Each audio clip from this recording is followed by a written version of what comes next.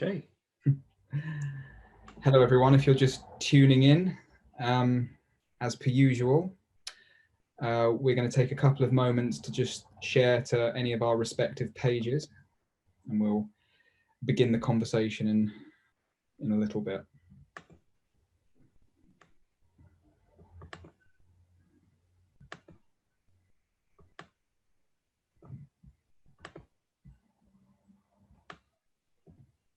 I'm just going to make sure that I've got the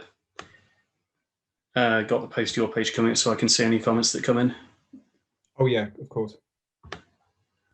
Except Facebook's just doing its thing and being Facebook in general. Here we go. Found it. Yeah. Joshua Wiley says first. Yep. Well done. Congratulations. Good for you, Josh.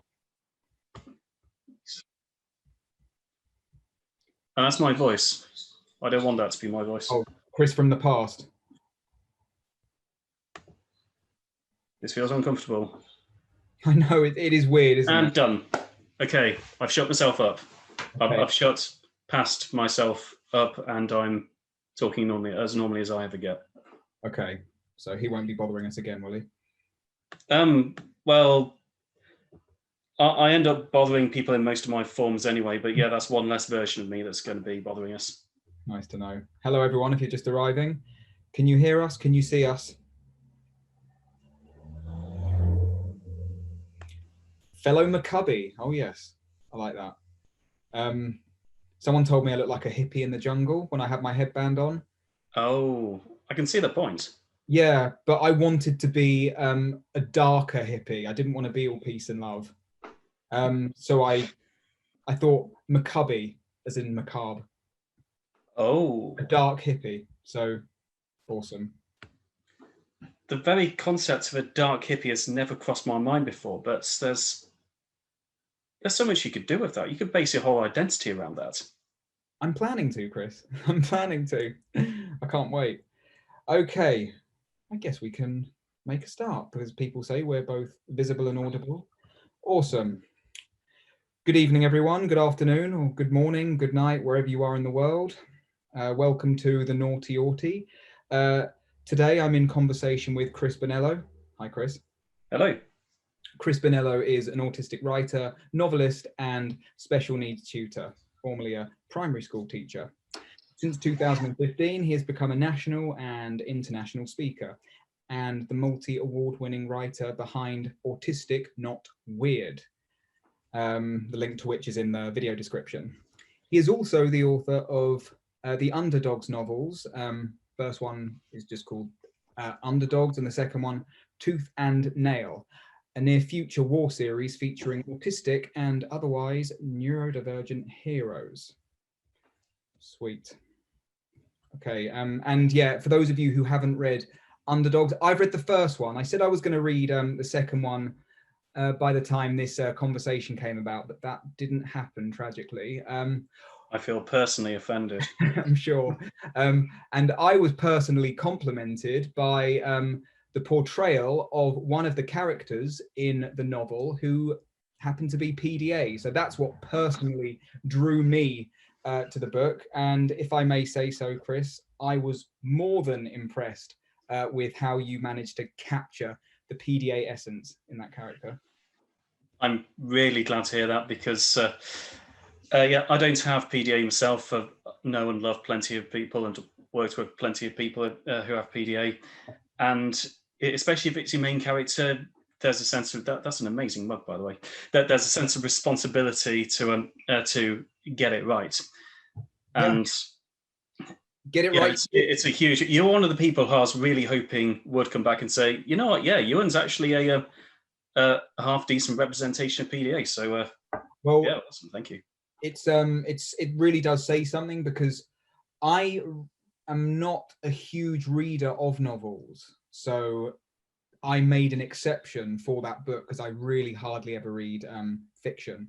But because the character was just oozing PDA, it kept me going throughout the whole book. So yeah, big well done from me for that. Yeah, sweet. So yeah, we're gonna talk about some stuff, all things autistic. And I thought, Chris, since we're on the topic of the book, we could begin there. The book, Sure. excuse me, and I believe a third one is on its way as well, isn't it? Yeah, the third one got fully funded. It's a crowdfunding based publisher, by the way. And the way most publishers do things is they spend loads of money on a book, they publish the book, and then they try to get their money back for it.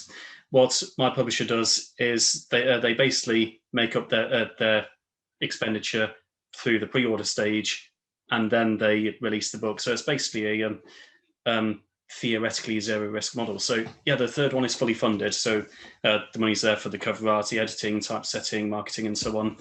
And for those who pre-order it, it's out in the autumn. For everyone else, it's out February next year. There is an amazing reason for that, and couldn't quite believe it when publisher told me they're planning to do this. They're planning to put the entire trilogy, well, it'll end up being a quadrilogy, but all 3 books so far into actual physical bookstores. Nice. Assuming everything goes the way they want it to, you'll be able to actually walk into Waterstones and buy a physical copy of Underdogs, or any of the 3 Underdogs novels. So that is exciting. Yeah, it's amazing. So that's why they're leaving it till February, because you'd think that releasing a novel just before Christmas would be a wise idea, yeah? Yeah. Except, surprisingly, no. It's a death sentence for sales, because all of the sales and all of the window displays go to celebrities releasing their books and exciting non-fiction titles from well-known people. So no, for relatively new authors like me, the best you can do is release it in the spring. So for people who pre-order it, it's out in the autumn. For everyone else, it's the spring. Okay. It's a very long answer to your question, and I would apologise, but that's just generally how I communicate. But we're in an autistic space, so I wouldn't expect you to communicate Awesomeness. any other way apart from an autistic way. So thank you. If anything. So Underdogs. I guess in a nutshell, because obviously we don't want to give too much away for the people who are obviously going to buy the book. What is Underdogs about? Should probably mention that at some point. Yeah. Okay. So and I promise it is kind of coincidence that I just happened to have the books. I wasn't like planning to plug them or anything. They just happened to be just around the house generally. But yeah, the whole of Britain has been imprisoned in these giant walled citadels, and the population is guarded by millions of clone soldiers. And there are only 12 people who remain free in the abandoned British countryside, with like small number of firearms between. They're trying to free the rest of the British population. So yeah, it's basically 12 against a million. Spoiler, guess who wins? And the particular twist is that out of those 12 people, 8 of them are teenagers who escaped an attack on their special school. So you've got autistic heroes and dyslexic heroes and heroes of ADHD and anxiety and Down syndrome. And they're the ones who have pretty much spent their life, I think, how's the blurb put it? Must learn how to play to their strengths and become the best they can be in a world that has never been on their side. Could you hold the cover up so people can see? So there we go. That's Underdogs. The PDA Society have it listed on their website too. It's a huge compliment. Yeah, it is. And Steve Silverman gave a quote for the cover. Really? Yeah. And so did a. Yeah. Yep, that'll be it. That'll be it. Yeah, that's awesome. And who's the leader of the 12? The leader is a lad called Ewan, 16 years old, autistic, PDA. Being excluded from 6 different mainstream schools because mainstream basically failed him. It's not him who failed mainstream, despite what 6 groups of staff tried telling him. It's mainstream that failed him. And it's only really when he got to Oakenfold Special School that he started being not just educated, but raised in a way that that knew how to recognize him for who he really was rather than for who he wasn't. And yeah, he's trying to think of the most spoiler-free way of saying it, but basically he is not literally the leader of the Underdogs. There's a old kind of mentor figure called Joseph McCormick, one of my favorite characters ever. Yeah. He's not the leader, but Ewan is the lead soldier. So the majority of the story is from his perspective. Who else but a PDA could do that job? Absolutely. That's kind of what I was thinking. If he struggles with following, then he might as well be the leader. Right. It makes sense. It's what nature intended. Yeah. And at the same time as as all of that, he has some pretty brilliant battlefield instincts anyway, and his natural sense of defiance. I've learned a lot about the benefits of defiance from writing Ewan. Right. I've never really been much of a defiant person, but now I've come to think of defiance as something that's actually a very healthy human characteristic. Yes. The trick is for you to be in control of it and use it for healthy purposes rather than it be in control of you, which is tricky because obviously with PDA, the defiance is largely linked in with anxiety. So that's why I find it so powerful for the PDA community, because it kind of portrays a PDAer who has his need for control beautifully channeled. So this is it's the perfect kind of role model for kids, I find, in the community. That's why I was so excited about it, and that's the thank you. That's the feeling I got when reading it. And obviously it's fiction, but as Chris just said, it very much pertains to people's individual experiences in the community. So yeah, it's a all-round great read. Now, usually we ask this question first, but obviously we were speaking about the books, but how did you come to discover that you are autistic? My sister told me. Right. So I was 24. We don't have time to go into all the details. It's a very miserable story, but basically things were going wrong with my teaching course, and basically I had a long chat with my sister about how terrible my career was going to go and all the rest of it. And my experience of autism at the time was working with children who had very, very noticeable, like profound learning disabilities. And that was what I understood autism to be. My sister's experience of autism she was a mainstream teacher a couple of years before I qualified, so she had already taught plenty of autistic students who very much reminded her of the younger brother who she grew up with. So yeah, that's how I found out. I didn't work with autistic students and think, oh, I'm just like them. It was actually my sister who noticed these things and said, oh yeah, but by the way, Chris, while we're talking about all these things, you should probably know that you're autistic. And yeah, my response to that was a very typical, oh yeah, that explains things. Okay, so it wasn't a shock, it was like obvious, like, oh yeah, of course. Well, what was a shock, because I'd known from the age of like 6 years old that I was different from, that other people were different to me. It's not me who's different to other people, it's the other way around from my perspective. Yeah. But yeah, having a word for it was something very powerful. And admittedly, for the first few months or so, I saw as being autistic, meaning that I can't do this, can't do that, I struggle with that. I can do this, but that doesn't matter because I can't do this, can't do it. But honestly, that was a reflection of my self-perception, my opinion of myself at the time. The moment that kind of acclimatized to the idea, and the moment that things actually started to go better, I suddenly came to realize that, oh yeah, actually, autism is basically a balance between giving you strengths and giving you challenges and so on. And yeah, as I used to put it, autism is both the beauty and the beast. That's how I put it like 10, 11, 12 years ago when I was getting used to the idea. Cool. And now my outlook is that I've spent some years of my life defining myself by my weaknesses, knowing I have some strengths, but defining myself by my weaknesses. And for the last 5, 6 years, I've spent this time defining myself by my strengths, being aware of my weaknesses, of course, but defining myself by my strengths. And rather interestingly, my strengths and weaknesses right now remain around 90% the same as they were like 10 years ago during like the worst years of my life. Yeah. But why am I so much happier now than I was before, given that most of my strengths and weaknesses are the same? Is it a matter of what you're focusing on? Self-perception, yes. One of the very first things I learned in therapy is your opinion about yourself means a hell of a lot. So yeah, you can either define yourself by your weaknesses or you can define yourself by your strengths.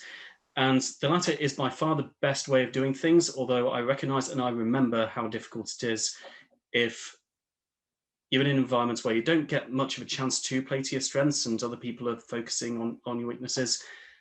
And often when I'm talking to autistic people about this, one of the first steps is letting people realize that you are actually allowed to have strengths, you realize. Because for some people, the reaction is, oh, I didn't think that strengths were kind of my thing. Because, well, why would you think that when other people are feeding you negativity and, well, just like you and earlier, defining you by who you're not rather than who you are. Sure. Also, for many cases, it's a matter of believing that your strength is a strength and it's valid and it matters. I work with a lot of autistic people who have these talents and strengths, but it's almost like they don't themselves validate those strengths because they're too busy focusing on what they can't do by neurotypical standards. So it's very, very, very difficult to get out of that thought pattern. You know, the way we phrase it in the schools and organisations I've worked for these last 5-6 years. So some of them have been charities who put together educational packages for students outside of education. The one we're working currently is an actual school, specialist school specifically for autistic students. And we do a lot of what we very euphemistically call restorative work. What that means in English, I can see you nodding already, is basically undoing the damage done by the people who had them before us. Of course, it feels a little bit emotive saying undoing the damage, or basically unwinding a tightened spring and letting them realise that actually, yes, you are allowed to have strengths, etc. So the phrase we use is restorative work. And yeah, one thing I say to teachers is, please, for the love of everything you hold dear, don't be the type of teacher that people like me have to perform restorative work so a student can recover from you. Did you hear that, teachers? Heed every last word. Awesome. So, CV and anti-CV. Oh, yes. What's this? Okay, so a little while ago, so I've got something on my mind that I've been checking the comments. Someone asked if Underdogs is on audiobook. The first one is no news about the second one yet, but go on Audible, audible.co.uk, and type in Chris Bonnello Underdogs, and that's it. Anyway, back to your question about CV and anti-CV. It's always nice to just get the little thorns inside of your brain out of your brain before moving on. So, I had the feeling you could empathise with that. Anyway, so a year or two ago, Harry and I did presentations at the same conference, and I should pay a compliment for that, by the way, because normally after I deliver a speech for an hour and a half, the person who comes after me, I'm kind of half listening, but the biggest part of me is kind of just recovering from having spoken for an hour and a half. Not so much in your case. I was just sat down paying attention to every single word and enjoying all the imagery, all the insights, and all the swearing that was going on. It was amazing. So anyway, at this event, I started off with an introduction to myself for the audience in the form of a CV. And it sounds very formal, but trust me, I am going somewhere with this. So it talks about my mathematics degree, and don't get me wrong, I do have a personality. Then it talks about my teaching degree and my years as a teacher, and it talks about published novels and jokers who keep nominating me for awards and awards bodies who keep giving me the awards, and can solve a Rubik's Cube in 16.626 seconds. That's my record. And it normally makes a great fidget toy, except for some reason it's not in the kitchen. So, Julie, if you're watching this, can you please bring my Rubik's Cube into the kitchen? Okay, anyway, so where was I going with that? Oh yeah, that's it. That's all these really impressive looking things that are on my CV, but then I say, doesn't that make me look impressive? But that's the point. It's a CV. It's supposed to make me look impressive. What I'm now going to do is show you my anti-CV, all the things that basically you wouldn't want prospective employers or people in general, or all these people to find out about. And I started. You need to share the screen. Possibly. Thank you. Isn't the internet amazing? Right. I could actually, yeah. I am. The one I've got open isn't actually the one's got the anti-CV in it. Give me a split second. Well, no, don't give me a split second, otherwise you'll be disappointed. Yeah, give me a little bit more than a split second. I will take that literally. And I would not blame you. Okay, here we go. So, never let a computer know you're in a hurry.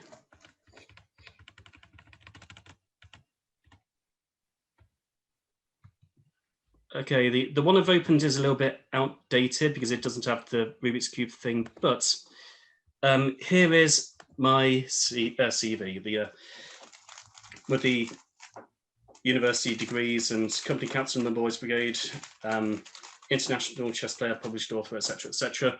And after that, I show them my anti-CV. I talked to them about how I was assessed for autism at the age of 4, but it was 1989, so obviously it wasn't autistic because I didn't have severe profound learning disabilities. I was then assessed again at the age of 10 and got to, well, they didn't tell me this. I found out some years later when, rather hilariously, they wrote a report about me that tried to contextualize why I was so academically beyond expectations, but so far behind my peers, socially speaking. And what they ended up writing was, and this is a direct quote, by the way, from a professional educational psychologist, Christopher has a slightly odd personality. Oh my God. Because that's what Asperger's syndrome, that later turned out being my actual diagnosis, but that's what it was back in 1995. Then I talk about, I was a weird kid through primary school, not going to tell any sob stories because my childhood was great, I was just very different. Teenage years were a little bit more challenging because, well, as often put it, teenage bullies don't need much in the way of ammunition before bullying you, and I gave them plenty of ammunition. Yeah. That's, oh yeah, my CV will tell you that I was a primary school teacher. It won't tell you that I got my first teaching job on the 13th interview. And rather frustratingly, but also kind of encouragingly, out of the first 12, the first 6, well, 6 of the first 12 were silver medals. And well, that might have been a bit encouraging, but as I used to say at the time, coming second in a job interview is kind of like coming second in the Hunger Games. for what it's worth, you might as well have come last. Okay. But the general feedback was, yeah, Chris would make a great teacher and I hope he gets a job somewhere, which really sucks when you're hearing it from literally a dozen interview panels. Yeah. But anyway, I did get the job, lasted 6 months because I kept getting a string of temporary jobs because other people knew how to play the interview game and so on. And then, oh yeah, that's out of date as well because it says only 2 bouts of therapy for social anxiety issues. But anyway, the reason why I put people through all that is, well, 2 reasons. First off, it's important that the audience gets to know me before they hear my insights. And secondly, to prove the point that a CV can tell you all the facts, but it can't tell you someone's story. And if you want to understand a person's perspective, really you need to know their story, the good side and the bad side. Oh, but one thing that I do finish with, and I've already stopped sharing my screen now, but after that, I then go back to the CV and say, well, that's the thing. And it's quite similar to what we were just talking about. You can define yourself by your weaknesses or you can define yourself by your strengths, but everything on that CV is just as true as everything on the anti-CV. Sure. But these days, I get to play to my strengths rather than play to my weaknesses. And honestly, your self-esteem rockets when you get opportunities to do the things that you are actually good at. Absolutely. That's a really, really good message. Oh, hello, everyone who's just joining. Check the comments, actually. Yeah. People are just showering us with love, it seems. Oh, that's kind of them. Yeah, very nice. So I understand you wrote an article about navigating the diagnosis journey. Oh, yes. Give me a second, I'll put it in the comments. Sure. Yeah, that's... I'm trying to find a way that sounds a little bit less pretentious than that's one of my more popular articles, but yeah, I find it refreshing when people brag. Yeah, the thing is, I'm not a natural show-off, and so that maybe that's why I felt so many interviews. Other people knew how to basically boast about what. Yeah, that was my biggest mistake when training how to be a teacher. I focused too much on how to be good at teaching. I should have focused on how to be good at talking about how good I was at teaching. Okay, right. See, I'm the opposite because I usually boss the interview part because I am a bit of a natural show-off. It's the actual working part that I totally fail at because that's it. I will make it look like I am a very diligent, hard-working, upstanding employee in the interview process, but then after that, I'm their worst nightmare. I have this little theory that one of the best ways of getting autistic people to play to their strengths is allow them opportunities to become self-employed. Worked for me, clearly works for you. Yeah, that's anyway. So that diagnosis journey interview, I've just posted it into the comments of the live video. There are two. Yeah, you're asking me about it. No, sure. There are two. Oh, right. Chris Bonnello and Autistic Not Weird. Yeah, well, I accidentally commented as my personal account. But oh, right. That's all right. I'll pin the page comment. There we go. Yeah, sorry, you were saying. You were about to ask me or talk to me about the diagnosis journey article. Yeah, I sure. interrupted you so I could post it in the comments. No, just like, what is it? All right, so it's basically, well, it's not just a reflection of what my diagnosis journey was like. Me very much being on teacher mode in most circumstances. So I talk about the learning point. I've always got in my head a learning point. What do I want people to take from the article? So it's kind of like when people ask me to deliver speaking engagements, I say, okay, what would you like to talk about? And they say, well, just talk about you and your journey. And I'm thinking, well, that's all very nice, but what do you want to learn from it? Yeah, can I send you home with something other than an inspiring story or something? So yeah, this diagnosis journey article is more than just me talking about my personal diagnosis journey. It's a bunch of facts and lessons that I learned that may apply to other people as well. In fact, I'll save some time by going through and giving some examples of those lessons. Go for a couple if you want. Yeah, okay. So first one I've actually kind of already talked about, the reaction to finding out you're autistic. And yeah, this is the first one that came to mind when you mentioned it. If the first doctor you find says no, find another. Not every doctor gets it right on first impressions, and sometimes referrals even depend on doctors' personal views. Now, I have a friend who is quite blatantly autistic, who went for one point with a GP, was told, no, not giving you a referral, and that's it. Like 10 years on, he's still just as autistic as before, except I don't know what his opinions on the matter are now, but he lost the chance to learn something about himself and appreciates that the autistic side, the whole of him's autistic, but you know what I mean.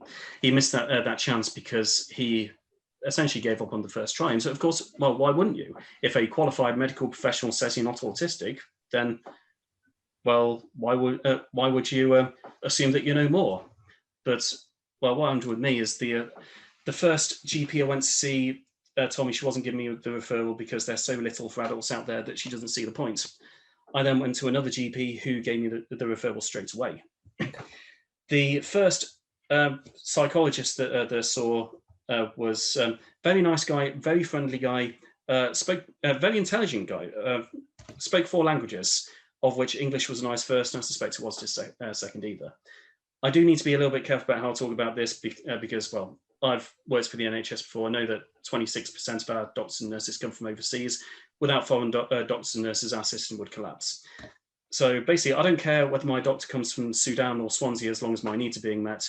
But when you're literally correcting the doctor's notes while he's making them, you get the feeling that your needs aren't quite being met. But more than that, it was his lack of understanding about autism. He basically got me to take one of those online autism quizzes and then told me I wasn't severely autistic. Yeah, well done. I could have told you that. In fact, I'm pretty sure I did tell you that. But I was very proud of myself for this. I'm pretty sure this is one of the okay, maybe it's not, but anyway, well, one of the things I was quite proud of was how I managed to fight my corner. And out of somewhere, maybe it was just my this knowledge of myself that by being autistic, I had earned the right to an autism diagnosis. So I said to him, I didn't come here for you to tell me whether or not it's autistic. I already know I'm autistic. I was coming here for you to confirm it. Yeah. And I think that kind of shook his confidence a bit, and he came to realize, oh, okay, maybe this person actually knows more about autism than I do. So I want a retrial. I had my next appointment with a consultant psychiatrist who immediately said, yeah, Chris, 99% of professionals in my profession would notice your Asperger's syndrome straight away, so I'm just diagnosing you right now. So it's taken a long time for me to get to the main point, but if the first person says no, then don't take that as gospel truth, because the second one might say yes. I did hear somewhere that I'm not sure whether it's 50% of GPs have no autism training or have no mental health.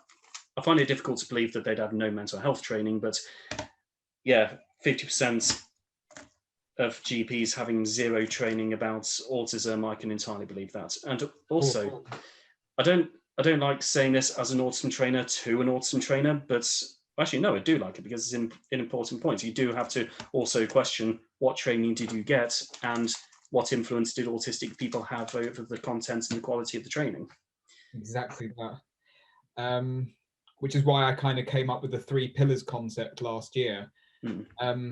When it comes to delivering autism training, nothing about us without us. Yes. You know yourself well as an autistic person. Are you up to date with the literature and the preferences and the values of the community? And how much exposure do you have to autistic people? These things absolutely matter when it comes to who is an authority on the subject and who kind of knows it inside and out. But yeah, it is frankly disturbing that the GPs are the thorn bush surrounding the palace that we've got to get through before we... Oh, that's a very good way of putting it, yeah. Thorn bush around the palace, I remember that one. Okay. Yeah, it's very scary stuff. And people here are saying stuff like, oh God, they told me I had anxiety. Our GP has turned both my kids away. They said no point in referral. It will just be sent back. Yeah, I'm sure. And slightly controversial point. You and I are quite lucky because we're white men. Oh, of course. I absolutely fit the stereotype of a high-functioning autistic person. I have a maths degree. I'm Rubik's Cube. Oh yeah, I can solve it. In fact, I haven't actually solved this in front of the camera yet, but I can do that if you like. But basically everything about me says, okay, this person is high-functioning autistic. Whereas if I weren't white middle-class male, then it may have been a bit more of an uphill struggle. I may have had to get past another GP or another psychologist. Or if I were a woman, I might have been misdiagnosed with BPD. Right, okay, so it absolutely is a matter of intersectionality. In my case, no, it wasn't even though you were diagnosed at 25 and I was diagnosed at 14, it took a while for the penny to drop, because I wasn't necessarily what you might call the stereotypical high-functioning Autie, or Aspie as they used to call it. But that's often the case, and as I said last week, girls and boys are just as likely as each other to be diagnosed with PDA, unlike ASD, which is very interesting. That's interesting. It is interesting. People ask why. Someone said to me once, do you reckon that's because little girls are expected to behave themselves more because they're having just as frequent kind of outbursts as the boys are, and special interests tend to be in people as well. So it's yeah, gotta be honest, that was kind of my first thought as well. The fact that one of the reasons why autistic girls are diagnosed less often than boys is because, well, autistic boys, I don't like talking in generalities about autistic people, but generally speaking, autistic boys tend to be louder and more boisterous and so on, so they get noticed a lot quicker, whereas autistic girls, generally speaking, are more likely to be able to know what the expectations are of the crowd around them and mask very heavily in order to meet those expectations, which is probably some kind of survival instinct built through millions of years of evolution, but it really sucks when you're trying to get your needs met and you... Yeah, well, Kieran, Rose and I were talking about this last week, and we were talking about how actually the girls and the women are masking something else. They're using gender stereotypes as the mask, right? Oh, yeah. So that was a really interesting take on it. Oh, can I hear myself? So let's have a look at what we have to talk about next. Yeah, so you created Autistic Not Weird. How would you summarize that, Autistic Not Weird? Because it's obviously it's a Facebook page. People can follow it in the link in the description. What actually is it? Yeah, what is it exactly? So after I left teaching forever in December 2014, that was how I felt at the time. I was leaving teaching forever because it just wasn't a profession I was interested in. Later on, it turned out that no, it wasn't teaching that didn't suit me, it was mainstream teaching that didn't suit me. So I went into special education. I've been very happy in education ever since. But for the first 3 or 4 months after that, me trying to find an admin job somewhere, the lifestyle of getting anxious and failing interviews for a living just wasn't working out for me. And I also, I was missing the opportunity to help people and build people up. And so that's really what I am underneath everything else. I'm a builder of people. I like to help people to become the best versions of themselves they can be. So after that, I decided, you know what, I've not told many people I'm autistic, but you know what, screw it, I'll tell the internet and see what happens. So I launched Autistic Not Weird, which, in answer to your actual question, is a website where I talk about autism from both a personal and a professional perspective. Personal being me as an autistic guy, and professionally as someone who has worked with autistic students in mainstream and special education, and also more recently autism trainer and things like that as well. So yeah, the website itself, autisticnotweird.com, that's where all my articles are and insights about this, that and the other. The Facebook community is, well, basically the community. It's where people can ask to have questions shared to the page, and where most of the discussions take place. And I really was not planning for it to reach 139,000 followers, but there's a great big bunch of things I did not expect after these last 6 years. I mean, my Facebook memories are churning out things from 3 years ago when I gave a talk at Sydney Opera House.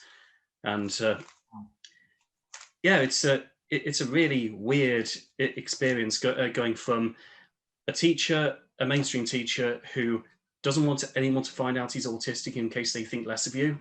And that may have been a reflection of how I thought about autism at the time, just generally, to suddenly people all over the world knowing you're autistic, and actually that being part of the plan. Yes. So yeah, people, wait, this person in Mexico knows I'm autistic. Oh yeah, he's supposed to, because you literally told the internet. So yeah, there's a bunch of really strange and wonderful things that have happened over the last 6 years, and I'm now in a position where I am playing to my strengths rather than defining myself by my weaknesses, as I've mentioned at length at the start of this. Yeah, that's an awesome success story. So can you do the Rubik's Cube now before I forget? Yeah, sure, no problem. Right, here we go. Right, so tell me when to stop scrambling. Anytime? Okay, so this is where I'm starting. Oh, right, okay, sorry, I get it now. Okay, cool. So... Wait, do I need a timer or something? I have a timer, give me a second. So... Oh yeah, I do have the greatest phone cover ever. Oh, that's a phone cover! Yeah, that's a phone cover. That is fucking awesome. Yeah, cool. So, just moving the screen back. So, basically, you tap the screen, you let it go to the screen, you solve the cube, you touch the screen, and then you see how fast you manage it. This is actually a very, very generous scrambler, it looks like. Let's take a look. Go.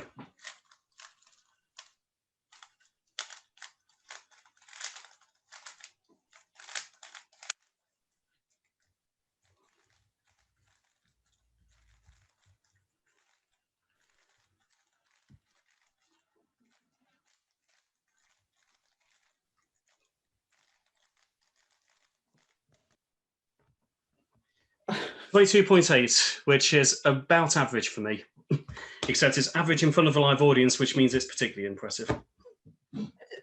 Just, you're so autistic. Like, you can see why I only needed 2 attempts at getting a diagnosis. that's what I mean. That's what they were talking about right there.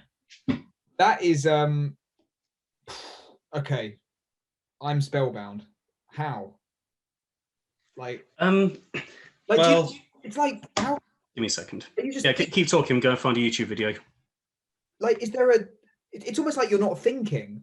Like, I could do that, but I'd just be stimming. I'd just be fiddling around with it, twisting it, not knowing where it's going to bloody end up. Well, the aim is to end up in a state where you don't have to think, where you think, okay, this is what the cube looks like. If I do this, it'll end up looking like this. It's basically these things called algorithms, which sounds really complicated and computery, but it's really not. It's just a sequence of moves that you do in some order, and that's it. What I'm about to paste in the comments now is a tutorial that I made, basically an 18-minute guide for absolute beginners on how to solve Rubik's Cube. So the short version is you really don't want to do what most people, you would think this is the right approach here. You solve one face, then the next face, then the next face, and so on. Don't do that, because it mathematically won't work. What you do is you solve it layer by layer. So you do the bottom layer, then the middle layer, then the top layer. And keeping it as short as possible. So the first thing you need to do is make the white cross. In theory, it could be any color, but we just choose white for some reason, because that's basically how I was taught as a beginner. What you're looking for is,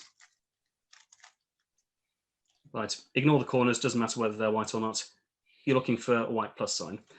And also, because the centers never move in relation to each other, the only one that can go in that spot is the one that is blue and white. The only one that can go there is the one that's green and white. Then you do the corners. And it's because I'm trying to do the beginner method, even though I haven't used the beginner method in a while. Once you've done the corners, like the only one that can go there is the one that is orange and green and white. You do that to all of them, and then that's it. That's the first layer done. Yeah. The next bit is doing the second layer, and these by coincidence are already done. So after that, this is where the algorithms come in. So the only piece that can go here is one that is orange and blue. Yeah, there's the orange and blue piece. There's an algorithm, as in a sequence of moves that gets whatever is there to there, whilst leaving this basically untouched. It's basically this. Okay. There you go. So that piece is now there, and that's exactly where it started. Like, do you feel like a duck to water with this kind of thing? Like, is this like? Well, I didn't used to, no. Yeah, because I'm discombobulated. This is not like in harmony with my brain, I don't think. But I like watching it. But that's pretty awesome. Yes, I'm confused. Someone shouted nerd. Deservedly. But honestly, even if you can't solve one of these or have no intention of ever knowing how to solve one of these, they're still just great STEM toys. They're just great fidget toys, and it's just so cathartic to do this. And if you can solve it, then that's just a bonus. I don't even think I could beat you with popping these things. Oh, I saw one of those the other day. They are, yeah, that's. So I kind of just lost my ability to speak because I'm too busy watching you do that now. Oh right, yeah, that's what I mean. Oh, that sound. It only does it one side though. Yeah, I know. It's get it back is a bit of a ball ache, but I'm not trying to show him up, everyone, by the way. Like no, show me awesome stuff. Oh, a little stim break, a little halfway stim break. Right, but actually look at the comments as well. Snap out of it, Harry. Love the poppers. Yes, we all love the poppers. You have to be interested in this to be able to do it. My ADHD brain won't let me even get past the first step. Yeah, I'm with you there, Nicola. So, Chris, can you talk a bit about normal theory? Yes. So that's another thing that's. Wait, hold on. Yes, a second.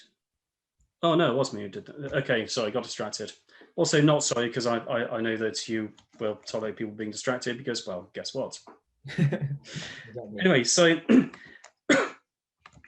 at this talk that me and Harry, this conference that me and Harry each did a talk at, I talked about my theory about normality. Excuse me, or don't care. So, just going to bring it up now on this PowerPoint. Here we go. So, what I'm going to share on my screen now is the PowerPoint presentation I did for the Sydney Opera House talk, because that's just the easiest one I can find, because I said exactly the same thing there as I did down in, was it Surrey? Yeah, it was Surrey, wasn't it? Sorry, yeah. Yeah, cool. Okay, so my theory is normality doesn't exist. Now, I made the mistake of, it wasn't really me who made the mistake, I was just kind of led to think this way. But I had the misconception growing up, the normal looks like this. So this, I'm pretty sure you can't see my cursor, and you certainly can't see my finger pointing at the screen, but that thick black line on the left, that is the normal line, and it is everyone's responsibility to be as close to that line as possible. If you're one of those ones over there that's a little bit away from the crowd, that's okay, that's the good kind of weird, but you definitely don't want to be like any of those people in the red, because that's like bad weird, that's really abnormal, you should not do this. Freaks. Yeah, so that was my misconception about what normality was. And I was definitely the guy who is second from the right, kind of out there, isolated, clearly not normal, and kind of reaching worrying levels of abnormal.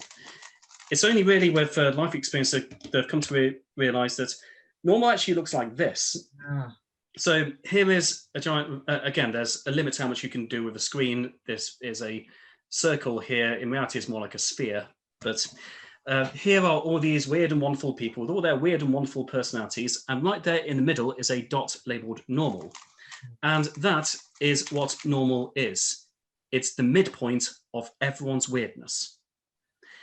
It is an aggregate, it's basically the average, and it's the closest thing we have to common ground as a society. It's not a thing that someone is, it's not a place where you'll find any actual people. It's an ideal. Yeah, yeah, and it's the... Chris, I've got a confession to make. I think I've unconsciously stolen one of my analogies from you, because I forgot that you had this, and recently, when I was over on Academy, we interviewed Dr. Nick Walker, who was talking about how neurotypicality is actually a learned behavior. And when I'm describing what I call like the normal as the galactic central point at the center of a solar system, yeah, which is kind of how I see this kind of thing, I literally describe it like this. Like, imagine the sun, that represents normality, but no one is actually neurotypical. It's just that certain neurotypes that cluster around the center find it easier to adopt neurotypical behavior. But for those of us in the in the outer orbit, it's such a huge strain, which is why masking absolutely annihilates us. But sorry, keep going. No, that's fine. And I usually make the point that, so I just tried pointing to him with a cursor, which works when I'm doing talks, but you can't see where it is. So the guy at around 5 o'clock, if this were a clock, the person in the cyan, that is approximately me. And one thing that I'm particularly grateful for the diagnosis, and also just in general finding out I'm autistic, is the understanding that, well, first off, me trying to become normal is a pointless task for a couple of reasons. First off, I literally couldn't do it. I say the sentence, I couldn't be normal if I tried. Trust me, I have tried. And occasionally you still find some people with very backwards understandings of autism and suggesting that there might be a non-autistic person hidden behind the autistic behaviors. And so, well, no, that's a load of bollocks, sorry, also not sorry. And oh yeah, technically bollocks is not a swear word, it's an old Anglo-Saxon word, so I can actually say that. But you're on Harry Thompson PDA. Yeah, I know, I get the yeah, but some of my followers are following you, and they're not used to me swearing. I do actually swear, by the way. Go on. They better get used to it now. Yeah, contrary to popular opinion, I do actually swear. I try to be a bit of a wordsmith with it. So I am, and I'm going way off topic, and so yeah, feel free to bring me. But the teenagers who I know, both personally and professionally, I don't try telling them don't swear, because they know what adults are like. They will see the hypocrisy. Yeah.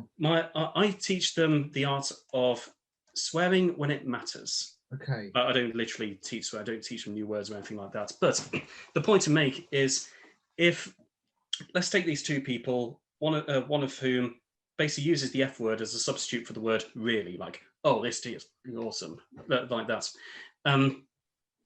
Not only does it get tiring and grating, it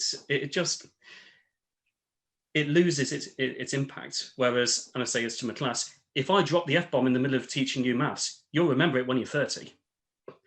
Yeah. So yeah, it's not that I don't swear. I save it for times where I have an impact, and I phrase it in a way that it'll have an impact. Yeah. So which is pretty much what you do. You just do it more frequently and far more unabashedly than I do. You turn swearing into an art form. That's the thing. I do, because I do understand what you're saying there. It's about application and context. But when it's a fiery rant, it's going to be awash with opportunities to just drop F-bombs and sometimes C-bombs and all the other bombs left, right, and center. And it can kind of work. It's kind of like, I don't know, a trope of mine now anyway, so. Yeah, after this finishes, I may introduce you to some of the elaborate insults that I've come up with over the years, that I'm still, to be honest, not quite comfortable with sharing in front of an online audience, but they are kind of creative. And also, Harry, if you've not got my personal account on Facebook, you're welcome to add it, because I'm getting progressively famous for my, not famous, well known for my very eloquent rants about various things. Oh my gosh. You know, I love ranting. That's my stuff. That's my stuff. I love ranting. I love swearing. I want these, yeah, exactly. I want these memed up so I can put them on my page. Oh yeah. So anyway, so I was going somewhere with that. Oh yeah, that's it. How a non-autistic person hiding beneath an autistic person is a load of bollocks. So yeah, the reason why it's like that is because, trust me, if there were a non-autistic person hiding in me, I would have found him by now. I spent lots of years trying. But the ridiculousness of it ends up the other way around because of the masking. Mm. Right. So yeah, that is one reason why me trying to reach that normal point isn't going to work, simply because I cannot do it. Yeah. And the second reason is, even if I manage to do it, even if I manage to climb the summit of Mount Normal, I'll be the only person there. I would be the only person on that dot with nothing to distinguish me from all the people around me who would see my personality as just the common ground that all of us are like. Mm-hmm. So in a way, that would be its own kind of isolation. Exactly. So yeah, that's one reason why I'm very grateful for the understanding that I'm autistic. It's helped me to understand that me in that cyan area, moving into that purple area, that is not fixing me. It's not fixing me any more than someone in the purple area moving out into the cyan or green areas is fixing them. Me moving into the purple is not fixing me, it's actively damaging me. Yes, exactly. I really want to find the guy in the red bit. The guy at 10 o'clock just next to the N. Yeah, everyone wants to be that guy's friend. Awesome. Okay, go stop the share. Sure. Also check the comments, see if anyone's outraged that they actually heard me swearing online. I'm a bad influence. Good influence. No, good influence. So yeah, and now we're going to move on to. I've really been looking forward to this one because I love it so much. Yeah, go on. The riddle. Oh yes, yeah. Okay, so wait, hold on, just. Yeah, thank you, Julie, for pointing out to the internet that that most of my poetic swearing happens at the computer. Yeah, I don't feel anxious or anything. I'm completely fine with people knowing that. But honestly, most of my my creative stuff, that comes from when the computer freezes or shuts down or tries to tell me that I just can't do the thing, and that's yeah, I get a little bit creative. Anyway, so the riddle. That's it.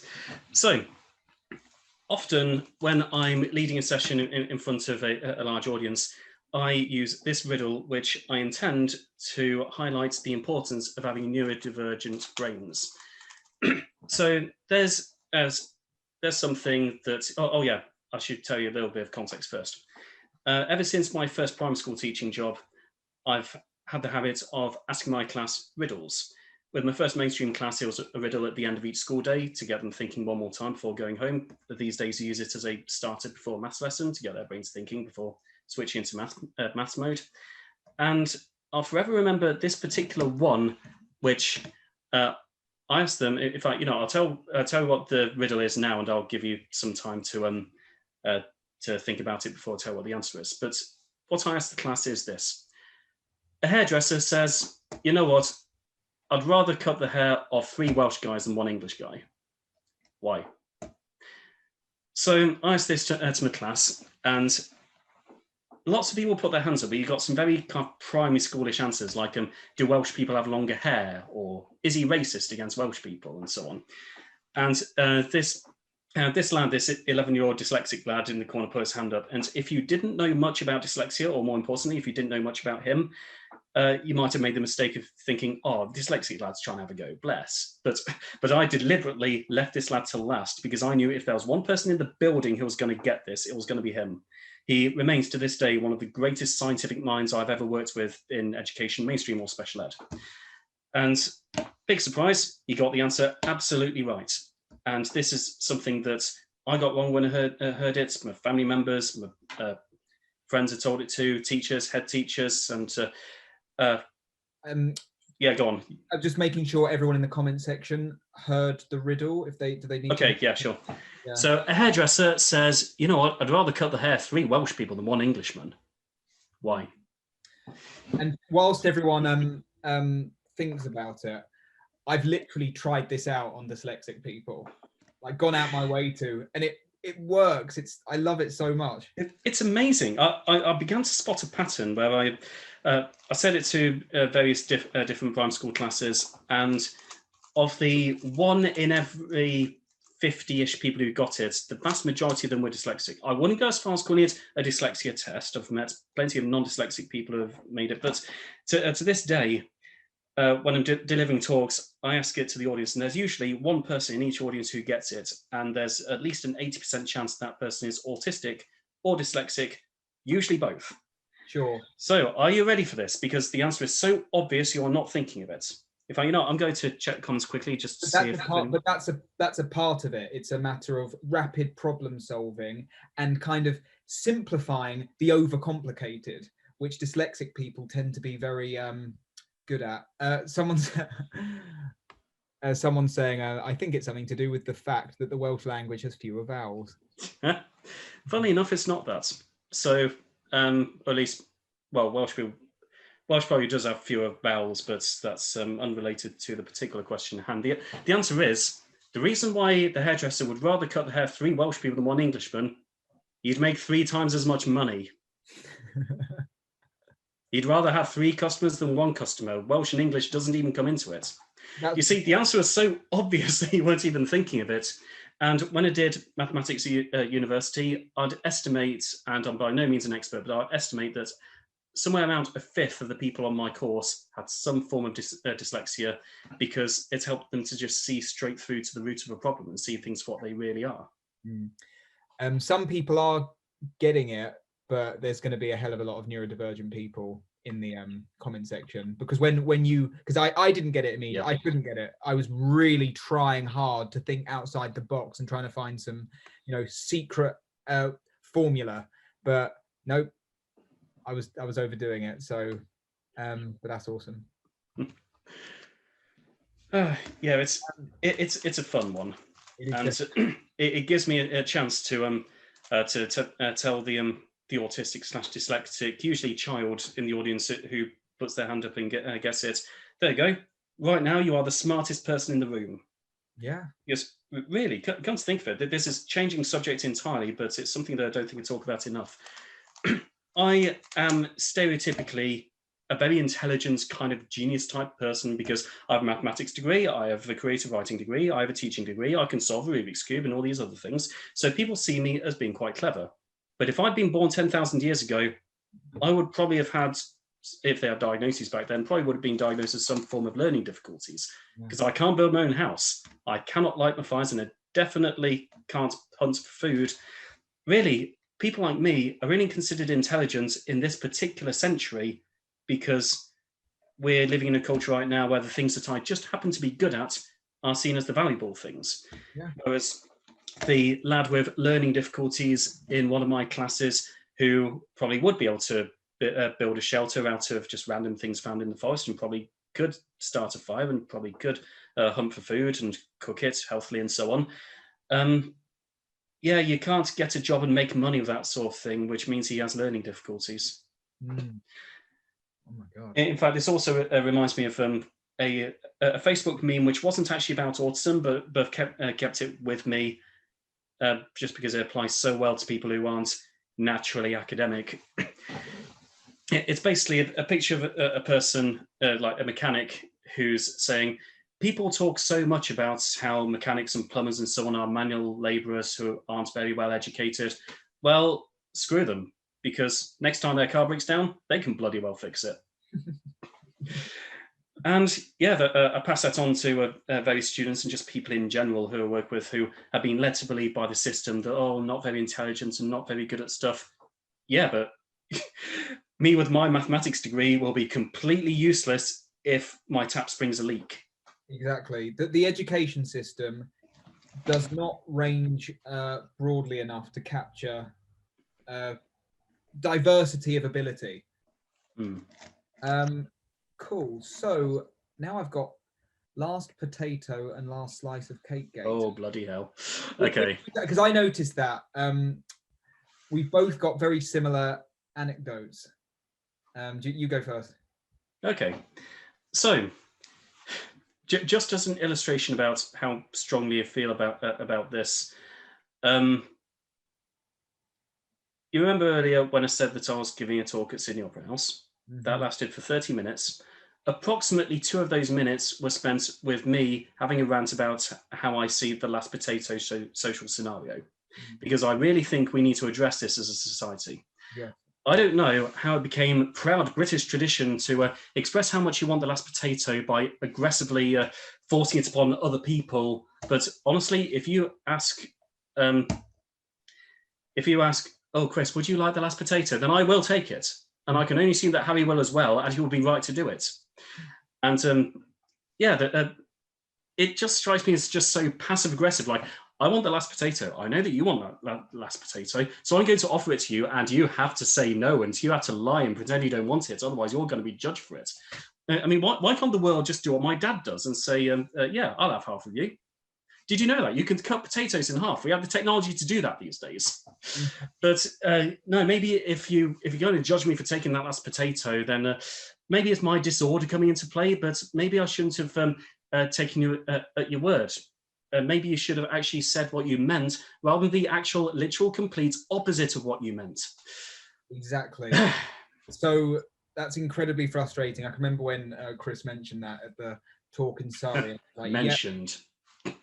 Yeah, ranted furiously about. I kind of put my sensible hat on for that one because, well, there's a child asleep in this house and I don't want to wake him up. But normally I'm a lot more forthright and loud about it because I do think it's one of the evils of our society that really needs addressing. Okay, no, yeah, absolutely. With me, I was my mum and I were at my brother's flat, and he came home from work, and he had there was a cake in a box, one last cake, and he offered the room, does anyone want this? And I stepped forward, grabbed it, yes, don't mind if I do. And then my mum said, you should have really left that for Ben. And my brother's like, yeah, Harry, it's not very polite. I was like, what am I? Did he express at any point that he wanted it? But he literally offered, if he's watching, hi Ben, he literally said, does anyone want this? So I remember thinking at the time, like, okay, these two people have access to this kind of frequency of communication that I am nowhere near. I remember thinking, like, are these two communicating telepathically? Are they literally speaking another neuro language? Because the last time I checked, do you want the last slice of cake means there's a slice of cake here that I'm not going to eat. Anyone up for grabs? So I could not have understood that if I tried. So how interesting. By the way, Julie, assuming you're still watching us, could you please bring in my my laptop charger, because it's around 30%, and this seems like the kind of conversation that could go on for a while, and I'm actually quite grateful for that. Oh, good, wonderful. We've got I mean, we've got a couple more things to talk about, I suppose. By the way, if people have any questions, feel free to ask a couple. Right now it says working with autistic students in education. So I'm sure that's going to be of interest to a lot of the parents here. What's that? I get the feeling, yeah. Yeah. So I'm just wondering if the charger's coming through. I can hear rattling sounds. And also the sounds of the child who I was really hoping won't wake up. Yeah, sorry, but the last potato thing is possibly worth what it. Oh yes, I can hear the sound of the charger coming out of the wall in the next room. So anyway, yeah, I have to fight pretty hard to stay on task as a teacher when there's so many interesting things going on / things that are occupying my head. But anyway, yes, you asked the question. I'll be able to hear you. I just need to go behind the computer.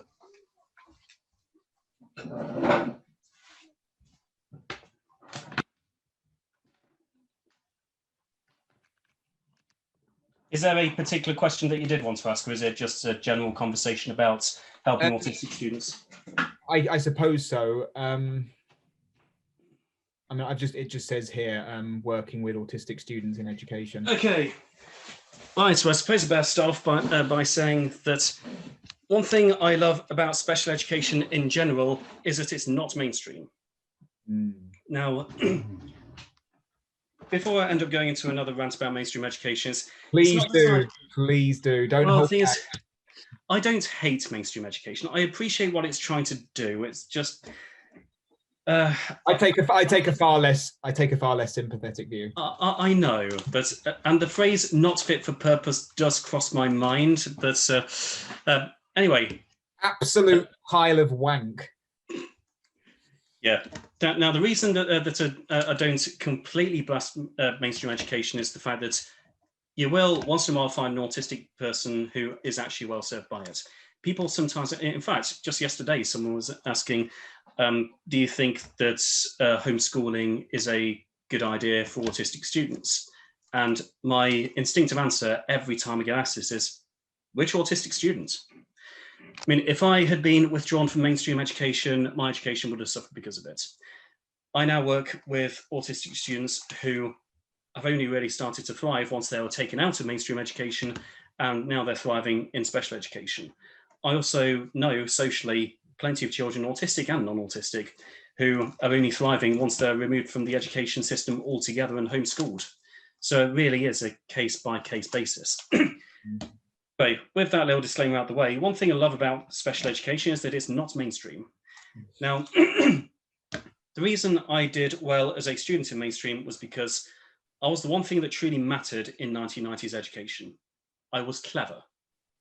I was academically capable and I had very little to no sensory issues, so I was basically fine. As a teacher, that's where I started to struggle, because it felt like the whole system was built without teachers like me in mind. They have this scale of outstanding, good, requires improvement, inadequate.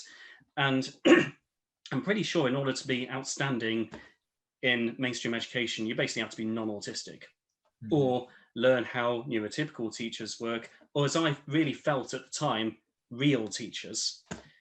That's how I felt in my early years of teaching. It's really bloody tragic. But anyway,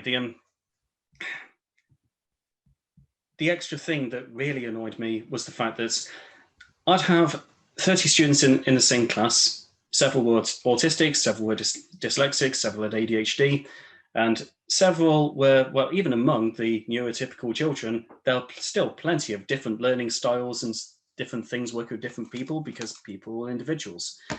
But you're expected to teach exactly the same method to all 30 students in your class, and if only 25 out of 30 get it, then maybe your teaching just isn't good enough. Mm. Now, I take great pleasure in standing up in front of my class of 5 autistic students, I usually teach about 5 at a time, and saying, this is your question, there are about half a dozen different ways of getting the answer right, and within reason, I don't care which one you use. Your brain, your methods, simples. And I do have to use the words within reason there because, well, autistic teenagers, plenty of whom are very literal thinkers and love taking the piss, that they'll think, okay, well, 56 plus 31, well, here's 56 tally marks, here's 31 tally marks, then I'll count them up, 1, 2, 3. You said we could use any method, Chris. So yes, within reason, any method is a valid one. And this is what I love about special education. Whereas mainstream is about particular methods to all the students. And by the way, a couple of years later, Ofsted will change their minds and say, oh, this is now the outstanding method to teach all students. And yeah, whereas in special education, the prevailing attitude is, well, if it works for the student, then it works for the student. I mean, that is literally the only goal. Yeah, sure. And I've been known, I'm trying not to give too many specific details about the work I do in school, because obviously professional values and so on, but I'm sure no one's going to mind a funny story about a student who I've worked with, who I have gone on a bit of I'm not sure it described as an anti-Ofsted rant, but for the purposes of this, an anti-Ofsted rant, basically saying exactly the same as I've said to you, and how every couple of years they change their minds anyway, and it's really difficult to keep up at the same time as only meeting the needs of whichever student's brains just by coincidence happen to resonate with the Ofsted, with the methods that Ofsted decided is cool that year.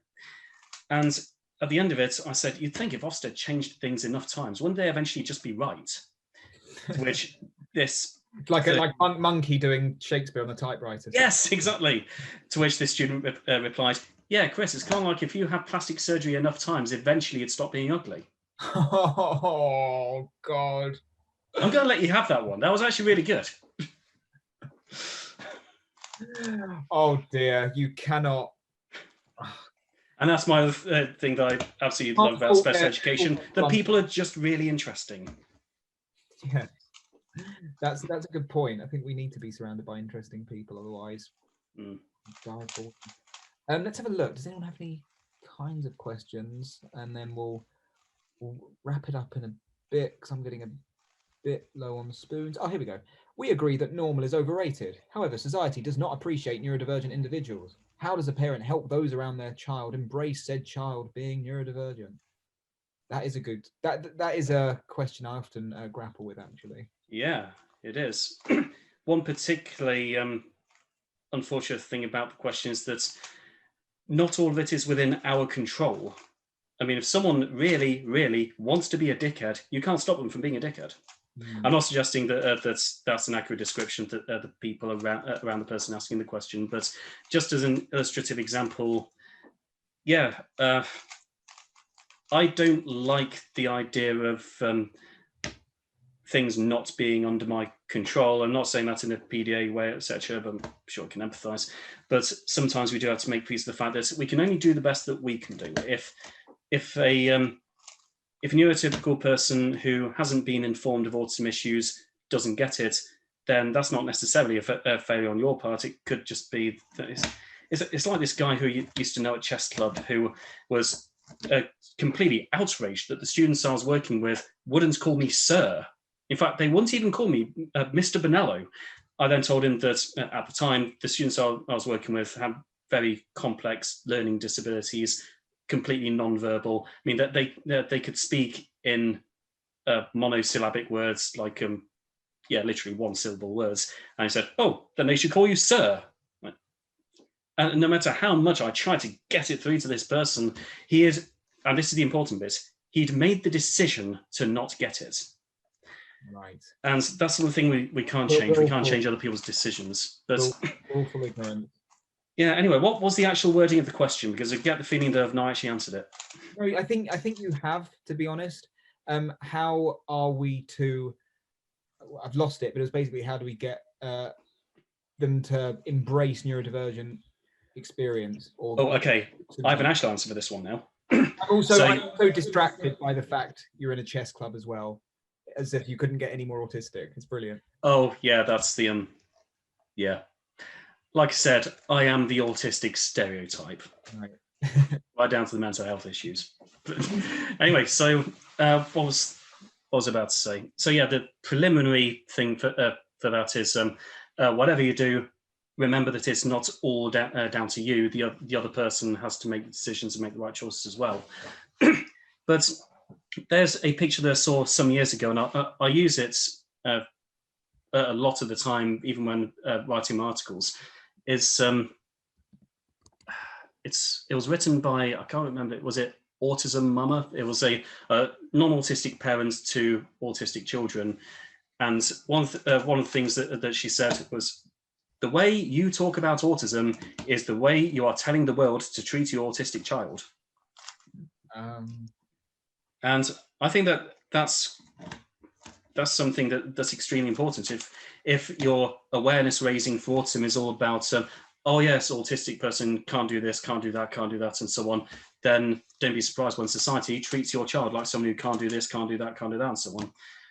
I always say that meaningful autism awareness means talking about the strengths whilst not shying away from the weaknesses, because obviously you don't want to go too much in the other direction. You don't want to influence people into thinking that, oh, well, your child doesn't really have any accommodation needs. That's very important too, because I think some people believe that the response to moving away from the medical deficit-based narrative is to fetishize, right? And it's not necessarily. We have to be realistic. However, we want to lean more towards, hey, you are strong, you have talents, yada yada. Like you said, I think what you said earlier was quite important. Be aware of the difficulties, but don't allow them to define you. Exactly. So yeah, in answer to that picture that this blogger said, if someone were to ask me, how do you want to be treated, generally speaking, as an autistic person, one of my answers to it might be, I want people to define me by my strengths, see my strengths first, but at the same time have an awareness of where I do need help. And that to me is what awareness is. So when this person says, the way you talk about autism is how you're telling the world to treat your autistic child, then yeah, I think that's quite important. I know I've gone a little bit away from the original question, but perhaps in order to help people to celebrate the neurodiverse strengths of the child, it's so tempting when you're trying to get your child's needs met to talk about what their needs are. And one question that we should sometimes ask ourselves, and this is particularly whether you're a parent or whether you're a teacher or whether it's yourself advocating. Yeah, you heard me. It's getting advocating for yourself, then it's often a bit of a painful one to ask. When referring to your child's autism, your student's autism, your own autism, what percentage of the time do you spend talking about the strengths? And the answer is probably a lot lower than we would want it to be. And there are some practical reasons behind that. You may be trying to persuade the school that, well, actually, yes, my son does have these needs, or my daughter is as anxious as she says she is, even though you don't see any of it at school. So there are plenty of completely valid reasons to be talking about these challenges. But are we also taking a moment once in a while to talk about just how bloody awesome this person is? Absolutely. And I think that's key to helping them to embrace and cultivate a positive autistic identity. Those moments that may be kind of overlooked, because when they are operating from a place of difficulty, it's probably very obvious for the whole family, given the explosive nature of the outburst or meltdown. But when they are operating from a place of strength, it could be so subtle as to be, almost completely ignorable to a lot of people. It's like, no, they're hyper focusing on something right now, and it's absolutely wonderful. And that's when they need your support and validation the most. So yeah, absolutely. Cool. Right, Chris, I think we're going to wrap it up there. Mm-hmm. But thank you so much for joining me. That was thanks a lot for inviting me. It's been fun, and something something that I say we should have done a long time ago, but well, I'm perfectly content about the fact that we've done it now, and it's just been fun. I look forward to seeing you face to face once we start speaking at the same conferences again. Absolutely. Yeah, I'm looking forward to that. Okay, awesome. Thanks everyone for tuning in tonight. That was Chris Bonnello. I still am Chris Bonnello, but yes. Yeah, still is. Always will be, and will be later on as well. Past, present, future. Chris Bonnello, all year round. Next week, I'm going to be interviewing Cheryl Moy on the Naughty Autie.